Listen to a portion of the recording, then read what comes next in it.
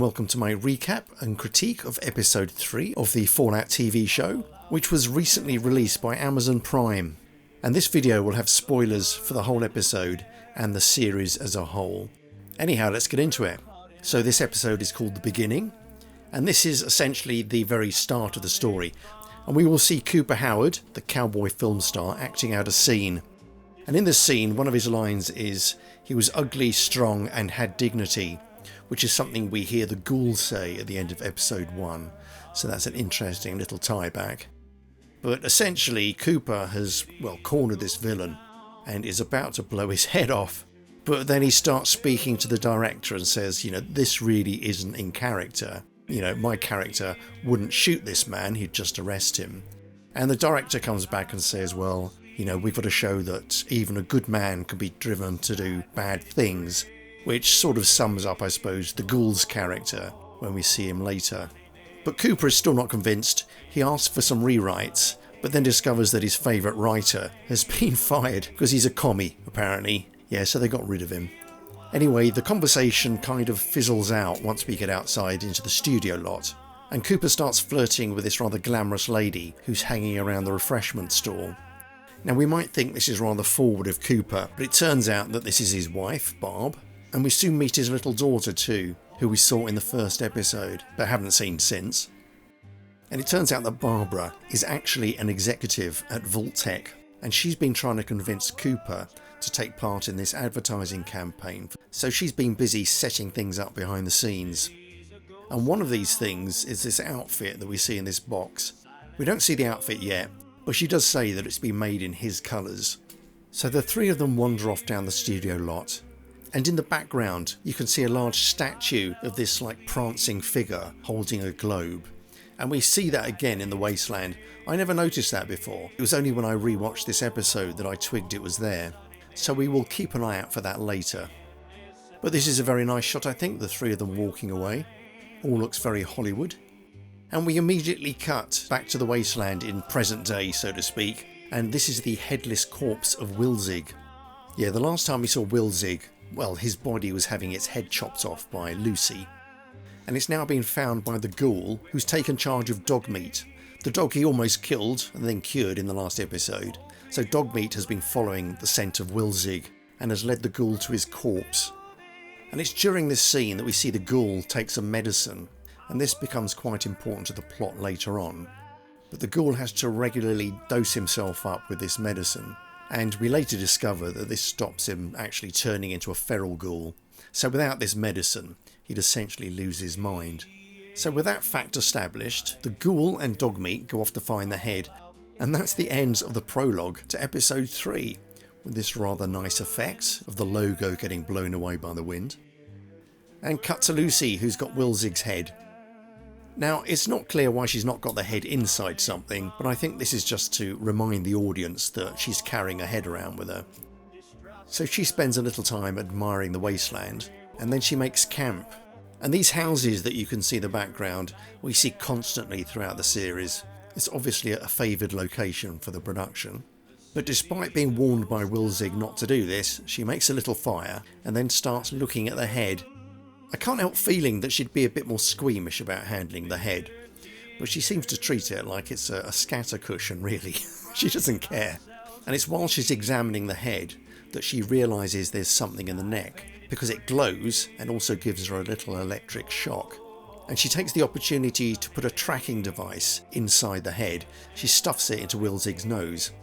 And it seems that her Pip-Boy has got a tracking device inside it that can be removed, and I think that's quite a useful little feature. So if your Pip-Boy was lost or stolen, then someone else could track it and find it for you. But it turns out the tracker is detachable, so out it comes and up it goes.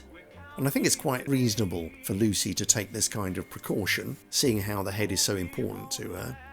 Because remember, she's going to try and swap this head for her father. Anyway, the tracker goes up the nose, Lucy settles down for the night, and she starts thinking about Maximus and wondering where he is. Which leads us neatly to the next scene, which is Maximus dragging his power armour to this frame where he manages to get it on its feet. So in the last episode, the power armour was damaged and Maximus has to get it fixed. So he takes out the piece that was broken. However, just before he can set off, he gets a call on his radio and has to pretend that he's Knight Titus. Unfortunately, he lets slip that his old squire, himself essentially, is dead. And to replace the dead squire, the Brotherhood tell him they're going to send a new one, which alarms Maximus quite a lot because he knows his secret's going to be discovered. But for some bizarre reason, he decides to tear out his radio and stamp on it, whereas the whole point of his mission is to find Wilzig and turn him in. And how is he going to let the Brotherhood know if he can't get into radio communication with them? So this does seem to be a rather foolish decision on Maximus's part. But he was panicking, so perhaps we can forgive him. Anyhow, time is of the essence, so Maximus dashes off into town. And luckily he finds a repair shop straight away. But the young lady wants 5 caps to do the repair on the part, and Maximus only has 4. He tries to convince her to do it for less, but suffers a charisma fail, and she insists on the 5 caps. And if you've not played the game, then you can load your characters with certain amounts of charisma that makes them better at negotiating and things like that. But obviously Maximus's charisma level is quite low. But there happens to be a dentist next door that's buying teeth, so Maximus hops over there and comes back with the extra caps he needs. It's quite a funny scene. Maximus gets a little lisp after his tooth comes out. The item of machinery that was broken gets fixed very, very quickly, and he runs back to his power armour. Unfortunately, he discovers that these 4 desperados have come across the suit and are trying to get inside it, and Maximus tries to just tell them to bugger off, but these guys are less impressed and just basically laugh in his face. So Maximus starts to look a little bit worried, and he should be very worried indeed, because these 4 guys start beating the hell out of him. Maximus tries to get to his suit, but it's not working out, and he just gets pummeled. So Maximus is left for dead in the dust, and the 4 yahoos go back to the suit. But Maximus isn't done yet, and he gradually pulls himself together. And the rest of the scene is done to a Johnny Cash record called So Doggone Lonesome, and the music works really well for this scene. I quite enjoyed it. Occasionally in Fallout, the background music can be a bit overwhelming and you'd wish they'd tone it down a little bit, but this music choice was very good, I thought. Anyhow, once Maximus's ears stop ringing, he gets to his feet and starts looking around for some weapons. And one weapon is an iron bar, and the other weapon is a toilet seat. Now, it's at this point that I thought Maximus might try and do something a bit cleverer than he did last time. I thought he was going to throw the toilet seat at them, get them chasing after him, then he was going to run around the corner and, backtrack to the power armour and hop inside. But he doesn't do this, he just charges straight at them, which is fairly ludicrous given the circumstances. I mean, they've already half killed him once. I'm not sure what he thinks he's going to do a second time, but as it turns out, he does manage to knock a couple of them down with his iron bar and the toilet seat. And the remaining guys try to restrain him, and in doing so they sort of throw him against the suit, which you might think is a bit stupid since that's what he's been trying to get to. But he's got his back to the suit so he can't get inside. However, he does manage to worm his arm into the power armour and uses the incredible grip of the power armour to splat the head of one of the guys who's tormenting him, this rather irritating little fellow who keeps sticking his tongue out every 5 seconds. So one Yahoo's been pulped, 2 more are unconscious, and the last one decides to run away. As you might expect, Maximus is pretty knackered by this point, but he sees a vertibird flying towards town and runs after it to see what's going on. So back in Philly, and Maximus watches as the Brotherhood drops off another squire, and it turns out to be none other than Thaddius, one of the squires who used to beat up Maximus and make his life a misery. So Maximus realises that time is very short indeed. He dashes back to the suit and gets inside just in time. Yeah, Thaddius is very quick off the mark and very quickly finds Maximus and introduces himself. However, Thaddius is understandably made nervous by the sight of all the dead bodies everywhere, and when Maximus doesn't immediately respond, he thinks he's going to get killed for some reason. Now, I'm not clear why Thaddius would think that Knight Titus would want to kill him, but he does seem to regard it as a very significant possibility and starts grovelling for his life. And we get the impression that Maximus is actually on the verge of doing him in, but then he changes his mind and decides to have a bit of fun with Thaddius instead.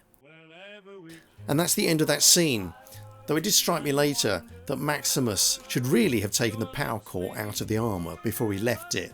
We see that happen later on in the series, and Maximus must have known he could do that, so that would have been a very easy way of disabling the suit so no one else could steal it. So something of a plot hole perhaps. Next up we see Lucy, and she's approaching this drowned town. Thankfully she's found some yellow cloth to wrap the head up in, and she checks her Pip-Boy to make sure she's still on track, because she's using the coordinates given to her by Marjune in the last episode to find Moldava, the person who kidnapped her father. However, it looks like her way is blocked by this lake, so she has a bit of an explore and sees this rather cute deer by the water. And I think from first sight we know what's going to happen to the deer. This is never a good outcome for small cuddly animals. And seeing the deer, Lucy decides it looks a bit hungry, so she tries to feed it some grass. But predictably, something horrible comes out of the water, grabs the deer and drags it off. So we don't get a clear look at this thing, but we know it's very big and very nasty. So this is quite a tense moment because Lucy can hear sounds, but she's not very clear where the sounds are coming from. Then this thing, whatever it is, grabs her by the backpack and starts dragging her away, but she's able to get off a couple of shots. The creature runs off, but then it steals their head. It apparently has a taste for smelly rotting heads, which, let's face it, are probably quite a yummy treat for lake monsters. Lucy, of course, is appalled. She really needs that head, and we have a bit of a Jaws moment as we see it being dragged away into the distance. Now it appears at this point that Lucy decides that her best chance of retrieving the head is to strip and actually swim after it. But before she can do that, we get the appearance of an old friend. Yes, it's the ghoul. With the help of Dogmeat, he's tracked her down, and he asks where the head is. Now Lucy, I don't understand why she does this, but she doesn't just say it was stolen by a monster. She just says she lost it. I lost it, I lost it. And the ghoul gets rather irritated with her and pistol whips her, probably an overreaction. But then he finds some droppings by the water and identifies them as belonging to a gulper, and sort of deduces that this is what must have happened, which is a bit of a stretch, but it turns out he's right. Yes, the gulper has indeed taken the head. Next up, we're back in Vault 33, and Norm is waiting for an interview with the council.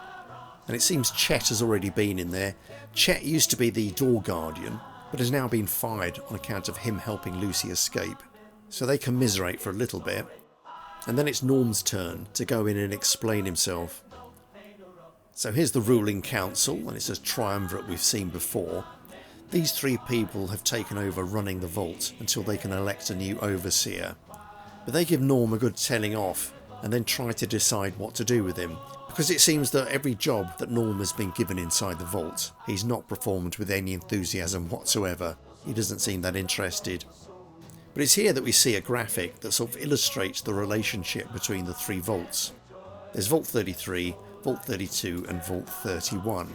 And I have to confess that up till this moment in the series, I'd not realised that there was a Vault 31. I knew there was a Vault 33 obviously, because that's where most of the action takes place. And in the first episode, all the raiders attack from Vault 32. But I'd not really suspected the existence of Vault 31, although it must have been mentioned. I must have just missed it. But here we can see that the three vaults are all interconnected as a safety measure. I don't know, in case a disease develops in one vault, it wouldn't be transferred to the other ones. But on the other hand, if one vault's in trouble, then the other vaults can help. So that's the idea behind this arrangement. Although, I think I've said this before, it does strike me as being rather silly. I can understand it being useful to be able to cut vaults off, but why all the dwellers in each of the vaults shouldn't be able to intermingle all the time seems quite weird, and it's never given a really satisfactory explanation in the show. Now this is a fairly long scene in which not too much happens, but we discover that some of the raiders who attack the vault have been captured, and Norm thinks they ought to be punished in some way. But in a kind of twist of fate, the new job he's given is actually delivering food to the prisoners. So the next time we see him, he's trundling this tray of grub down the corridor. But it doesn't seem the raiders are very grateful at all. They snatch all the food, and then when he goes to have a look at them, they start chucking stuff at him. But this scene does help to emphasise the fact that Norm doesn't really like the raiders at all, and presumably doesn't see the sense in keeping them alive, which becomes an important point later on. Out in the wasteland, and Maximus is tormenting Thaddius, and it seems that Maximus has told Thaddius to climb this tree and find him some apples. Thaddius pointing out that this probably isn't an apple tree, but as you might expect, Thaddius plummets to the ground and lands flat on his back, which from Maximus's reaction is the outcome he was actually hoping for. But all this is a little bit unfortunate. In the very first episode, we see sort of Thaddius joining in with people beating up on Maximus, but he doesn't seem to be the main ringleader of all this violence. We never saw Thaddius do anything particularly horrible to Maximus. It seems he was always standing on the sidelines. So seeing Maximus bully Thaddius now kind of puts us on Thaddius' side, because Thaddius is obviously quite a weedy little individual, and what we see now is him being pushed around and tormented by this huge iron giant. So Thaddius is the underdog, Maximus is the bully, and Thaddius is the victim.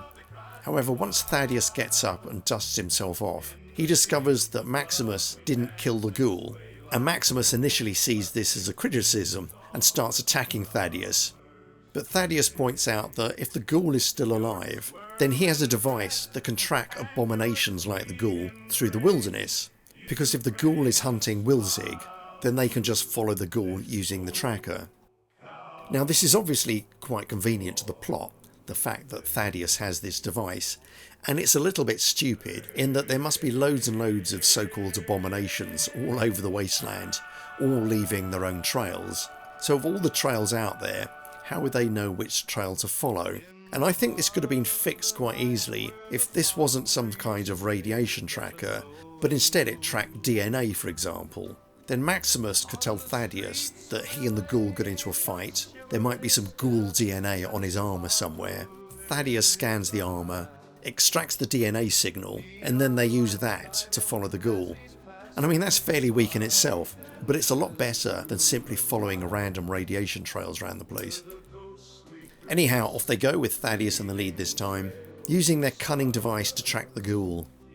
Now it turns out they very quickly find Wilzig after this, in a scene almost identical to the one with the ghoul earlier on. And they're both staring at Wilzig's headless body, and I suppose Maximus did see how Wilzig was dressed, so despite the absence of head he would be able to identify the body, even though Thaddius tries to check by using the wanted poster, which I thought was quite an amusing moment.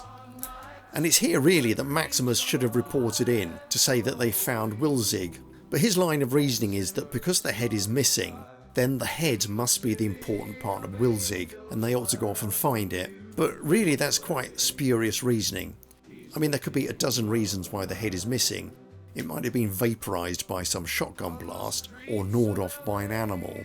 Maximus has no way of knowing that the head is of any significance, so the fact that he insists on going to find it is a little bit silly. There's really no reason for him to do anything else but to report to the Brotherhood that they have discovered Wilzig. Anyhow, off they trek, and in this case Maximus is able to follow the trail of the ghoul and dog meat. Back in the flooded town, and the ghoul has roped Lucy to this winch, and he's also tied this large anchor around her neck to presumably act as a hook to catch the gulper. So the ghoul chucks her in, lets her thrash around for 30 seconds or so, and then winches her back up again. And it's at this point that Lucy says that it's wrong to torture people, and this leads the ghoul into a fairly long soliloquy about the application of torture and whether it works or not, and how practical or morally justified it might be, but then delivers the line that he's not actually torturing her, he's using her as bait. And this fact is presented as quite a significant revelation, whereas I'm looking at this and thinking, well, you know, no shit, Sherlock, we knew you were using her as bait. You're throwing her into the water to try and attract the gulper. And, you know, why wouldn't we have thought that right from the beginning of this scene? So I could see what the writers were aiming for. We were being led to believe that this was just being done for fun, whereas in fact it is a fishing expedition. But it's so obviously a fishing expedition, the audience could have drawn no other conclusion, really. If I was writing this scene, I would have opened with the ghoul and Lucy in a boat, with Lucy all tied up. He tips her into the water, then he rows back and reminisces perhaps about fishing expeditions he's been on, and then he drags her back to the pier. I think that would have been much more satisfying. Yet there's simply no need to pretend that the ghoul is just torturing her. It's a bit of a waste of time. But the ghoul carries on, keeps dunking her into the water, And eventually the gulper does take notice. Lucy sees a dim shape swimming around deep in the water, and then the gulper rushes up and chomps on the hook. So now Lucy is caught. She's got the gulper on one side and the ghoul on the other, playing a little bit of a tug of war. But even given the huge size of the gulper, the ghoul somehow manages to drag her up on the pier. And then we see the gulper in all its glory. Yeah, and the old gulper turns out to be quite an impressive beast. Yeah, it's kind of like a giant axolotl, which is a South American amphibian. And we see that the inside of its mouth is lined with fingers, these human fingers, which is quite disturbing.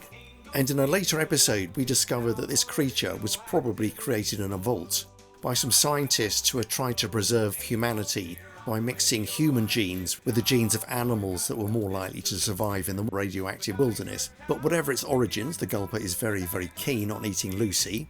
And there's quite a protracted scene in which the ghoul and Lucy attempt to beat this thing off. Although it's not explained why the ghoul doesn't just shoot it in the head. I mean, he's got the gulper, he's essentially caught it. Why he doesn't kill it, I'm not sure. No, he just prodded it with a stick for a bit. So the gulper manages to eat one of Lucy's boots, and then knocks the ghoul flying, and Lucy has to deal with it by herself. And Lucy does this by taking the only weapon available to her, which happens to be the ghoul's satchel, and throwing it at the gulper.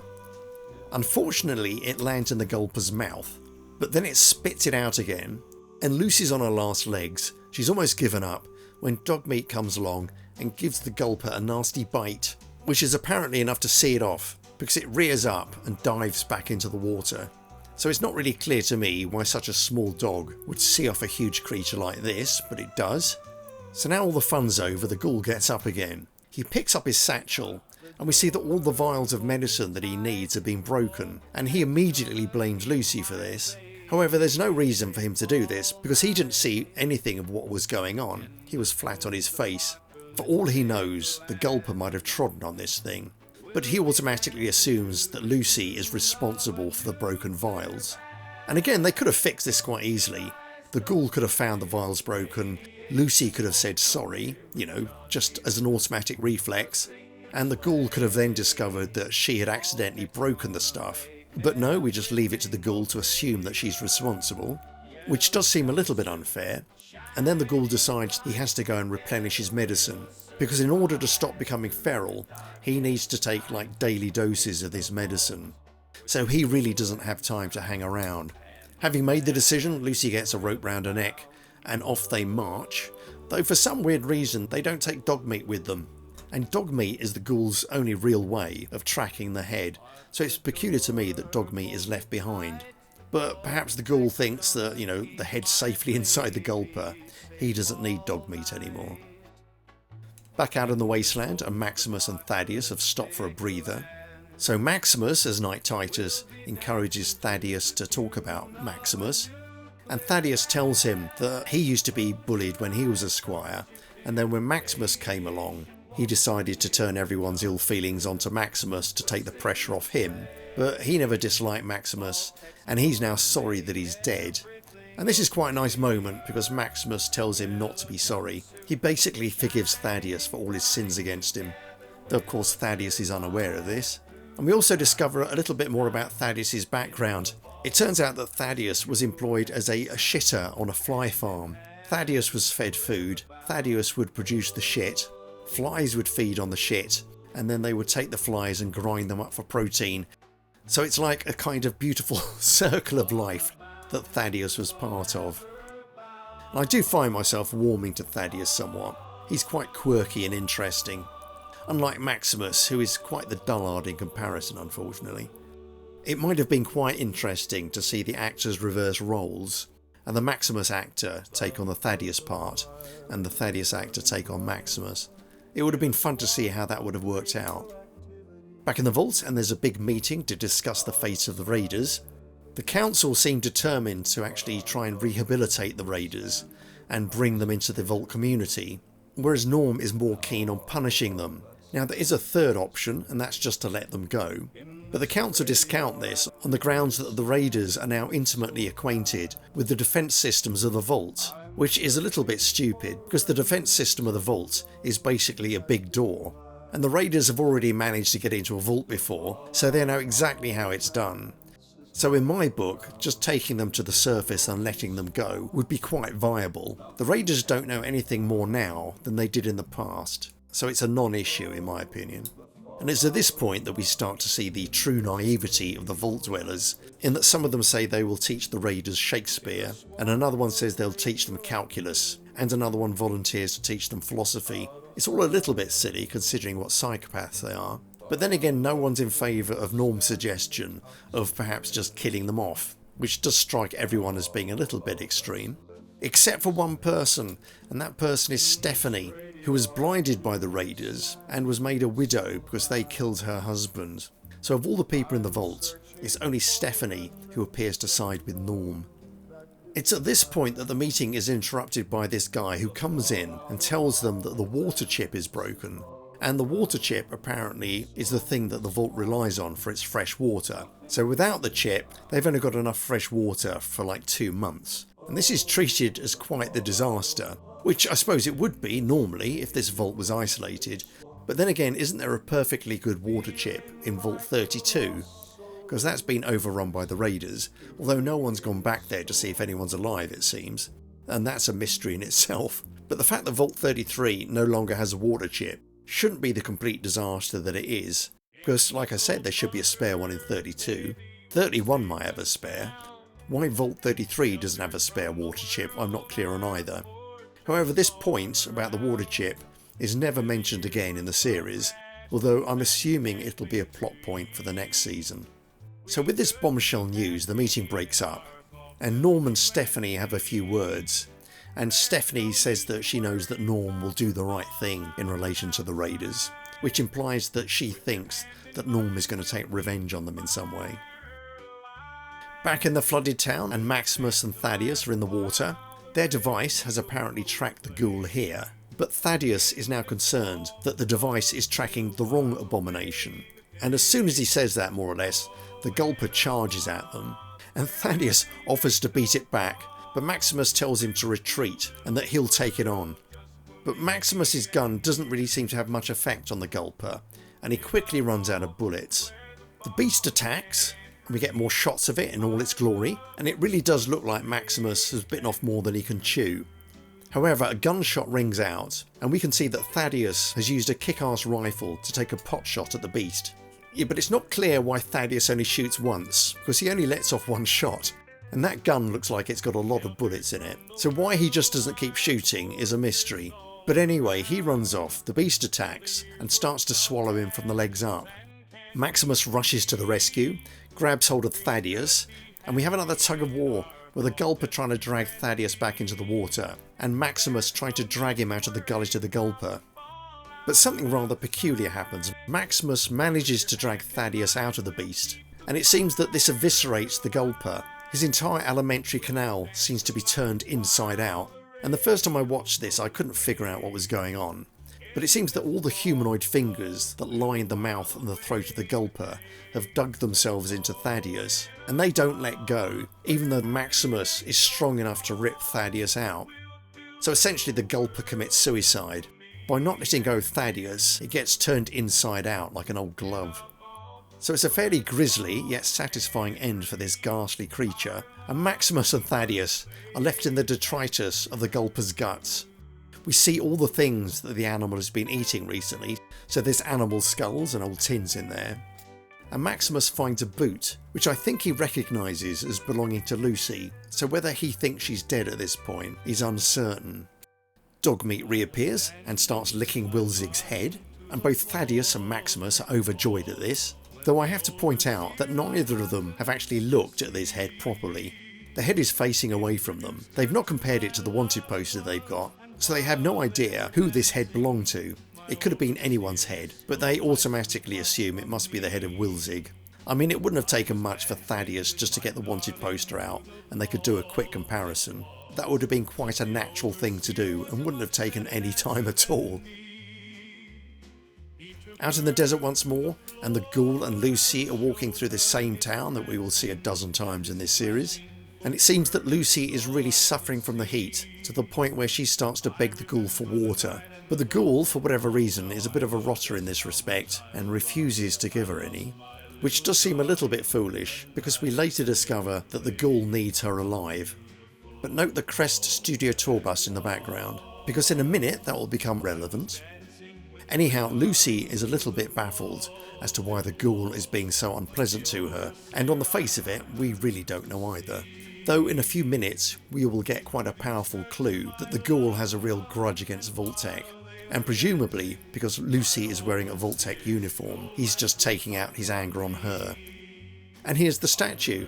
This is the statue that I pointed out at the beginning of this video. This is the statue you can see at the end of the studio lot. So what we're looking at is the remains of Crest Studio, which is where this episode started out. This is the ghoul's old stamping grounds when he used to be Cooper Howard. On they march and soon come across this billboard advertising a Vault-Tec vault shelter, and the ghoul doesn't waste any time at all in blowing the head off the Vault Boy. Yeah, he really doesn't like Vault-Tec, and we're going to find out why in a few minutes. Yeah, back to the past, and we pick up where we left Cooper Howard. He'd gone into his trailer to change into his new outfit, and now we see what it looks like, and it's revealed to be the Vault-Tec jumpsuit. And now Barb's comment about it being made in his colours makes sense, because these are the colours of his cowboy outfit. His cowboy jacket is that shade of blue with the gold trimmings, so they've just taken those colours and given them to Vault-Tec. Barb is very happy indeed, and Cooper seems quite happy as well. And then he's taken to meet some Vault-Tec executives, and there's quite a funny moment here when Cooper asks if his suit will really repel radiation, and the executives give each other the side eye, looking very suspicious indeed. So we suspect the answer is no, but now we see why Cooper is wearing the suit in the first place, because this is a Vault-Tec photo shoot. They've got their new star promoting their product, and they're going to take all their lovely pictures for the posters and the promotional material. So we see quite a lot of Cooper sort of doing different poses, until he suggests that one of his poses ought to be with a thumbs up, which everyone is quite pleased with. And this, it seems, is the origin of the Vault Boy logo. It's actually Cooper Howard in his Vault suit with his fist out and his thumb up. So I don't think we really needed or expected an origin story for the Vault Boy. But here it is, and I think it's quite fun. I do like this. And Barbara is of course delighted. And that's it. That's the end of episode 3. I hope you enjoyed it. I hope you'll come back for episode 4. And until I see you again, I shall say goodnight.